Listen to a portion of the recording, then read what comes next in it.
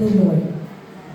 Sabi, humingi ng karunungan at tayo kanya bibigyan ng sagana. Grabe, napakadaming wisdom ni Lord na ibibigay sa atin.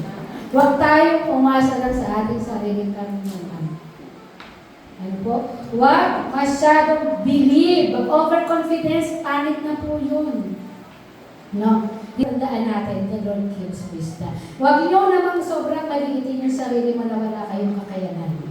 Kasi si Lord din yung nagbibigay nun. Hindi ko po ito kaya eh. Kaya mo yan!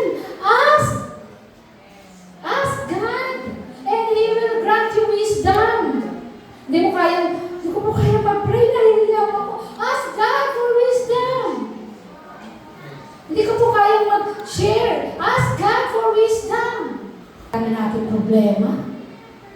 Ask God for wisdom. Sabi, sagana at hindi nanunumbat. He will give it to you abundantly.